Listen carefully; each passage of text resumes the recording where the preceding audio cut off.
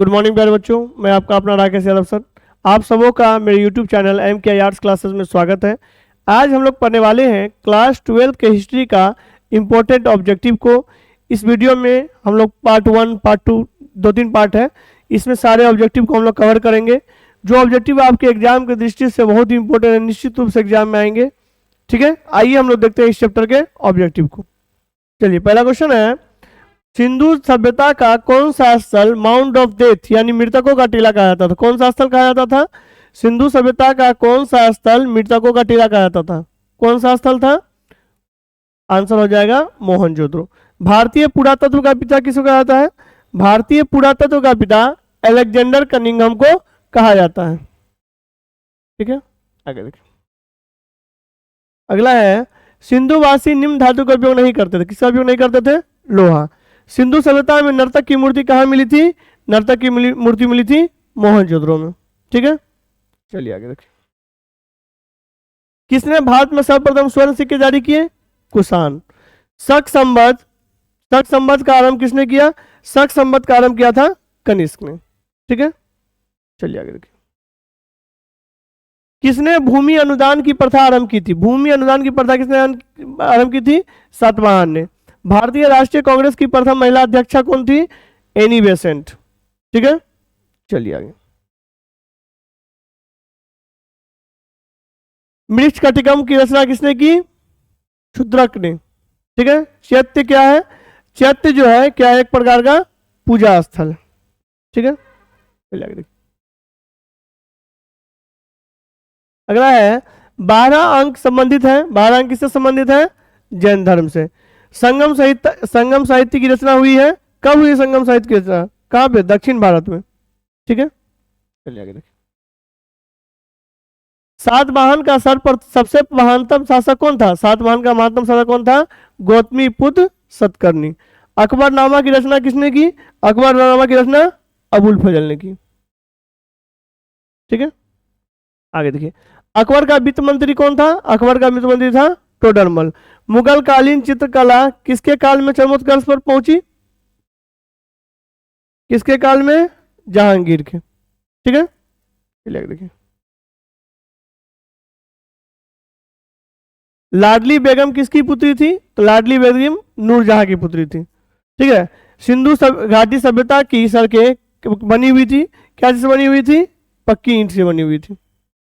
ठीक है, चलिए आगे। भारत की का अंतिम मुगल सम्राट कौन था? बहादुर शाह जफर। गोपुरम से आप क्या समझते हैं? गोपुरम का संबंध है मंदिर के प्रवेश द्वार से। आप देखिए। तेनालीरामन का संबंध किस राजवंश से है? तेनालीरामन का संबंध विजयनगर साम्राज्य से है। वल्लभाचार्य का जन्म कहाँ हुआ था? वल्लभाचार्य का जन्म वाराणसी में हुआ था। ठीक है, चलिए आगे। बंगाल के प्रसिद्ध संत कौन थे? बंगाल के प्रसिद्ध संत थे चैतन्य महाप्रभु। सुल्तान उल हिंद किसने किसने कहा गया? सुल्तान उल हिंद कहा गया था ख्वाजा मोइनुद्दीन चिश्ती को। ठीक है, चलिए आगे। अगला क्वेश्चन है, थोड़ा स्पीड में बता रहे हैं। यात्रियों का राजकुमार किसे कहा जाता है? यात्रियों का राजकुमार कहा जाता है वैनसंग को।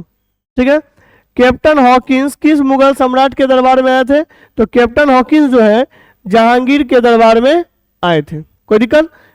चलिए आगे देखते हैं। अगला क्वेश्चन है, पुराणों की संख्या कितनी है? तो पुराणों की संख्या कितनी है? 18। अस्थाई बंदोबस्त में भूमि का स्वामी किसे माना गया? तो अस्थाई बंदोबस्त में भूमि का स्वामी जमींदार को माना गया।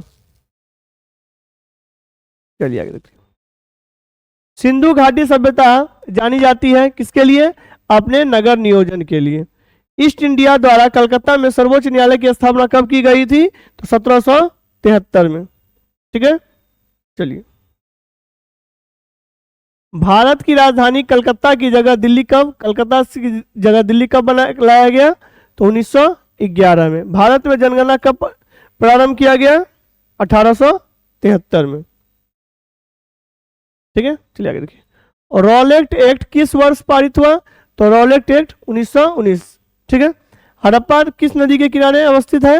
तो हड़प्पा जो है रावी नदी के किनारे अवस्थित है। ठीक है, कोई दिक्कत? आगे देखिए, भारतीय संविधान सभा के प्रारूप कमेटी, ड्राफ्टिंग कमेटी जो है, उसके अध्यक्ष कौन थे? तो उसके अध्यक्ष हैं डॉक्टर भीमराव अंबेडकर। लाल बाल पाल में लाल का अर्थ क्या होता है? लाल का अर्थ है लाला लाजपत राय। ठीक है,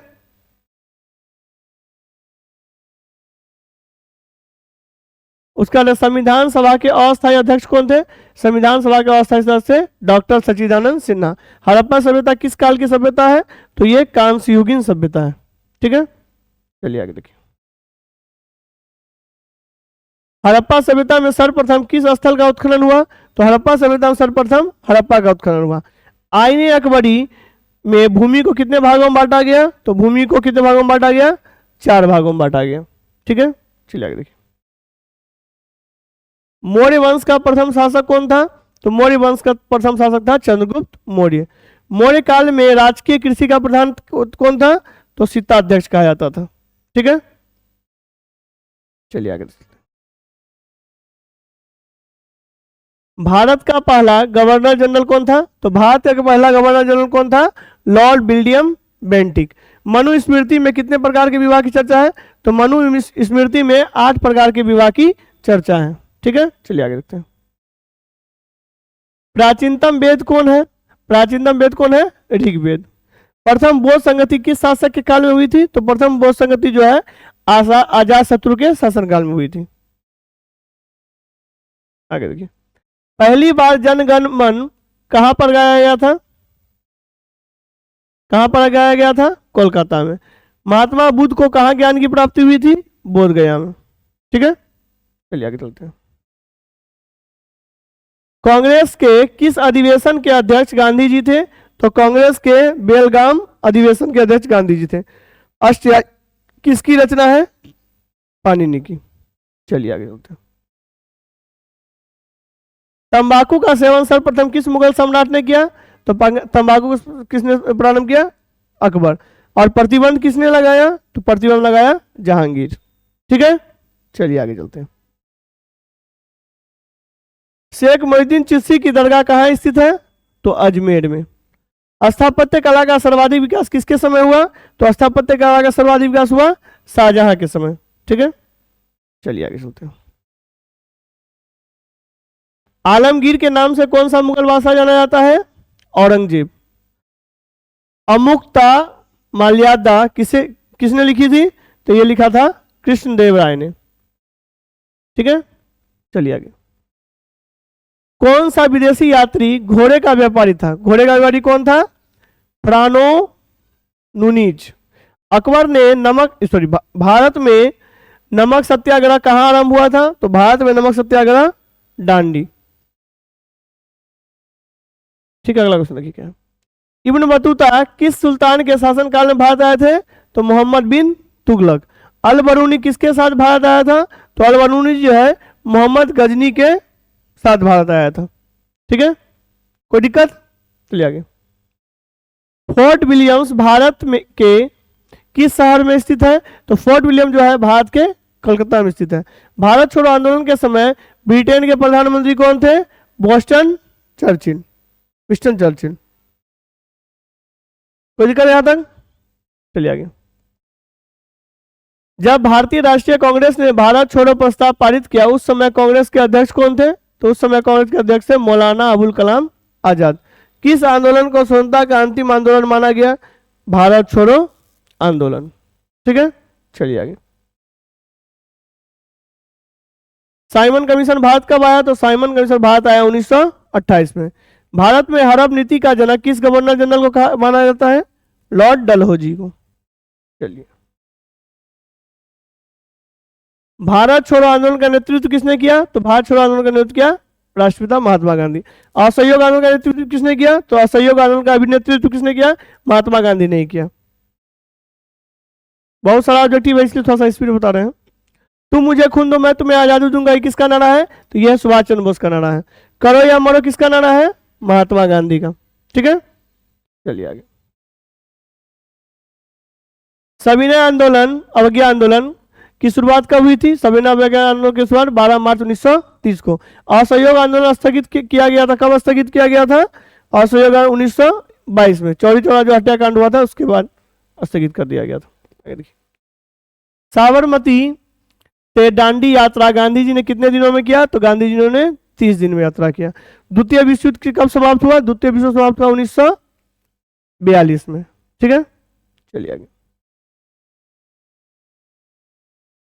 कैबिनेट मिशन किस वर्ष भारत आया था? तो कैबिनेट मिशन जो है 1946 में भारत आया था। कलिंग युद्ध का वर्णन किस अभिलेख में किया गया? तो कलिंग युद्ध का जो है अकबर के 13वें शिलालेख में किया गया। ठीक है, कलिंग का युद्ध जो था अकबर का जीवन में चेंज हो गया था। अर्थशास्त्र के लेखक कौन थे? तो अर्थशास्त्र के लेखक थे कौटिल्य। ठीक है, हरिहर और बुक्का कब विजयनगर साम्राज्य की स्थापना किया था? दो भाई था, 1936 में, सॉरी 1336 में। चलिए आगे। इब्न बतूता कितने वर्षों तक भारत में रहा? तो इब्न बतूता जो है 10 वर्षों तक भारत में रहा। ठीक है, इब्न बतूता किस देश का निवासी था? तो इब्न बतूता था मोरक्को का निवासी था। ठीक है, चलिए आगे। यहां तक दिक्कत? किसी भी क्वेश्चन में कहीं कोई डाउट हो तो पूछ सकते हैं।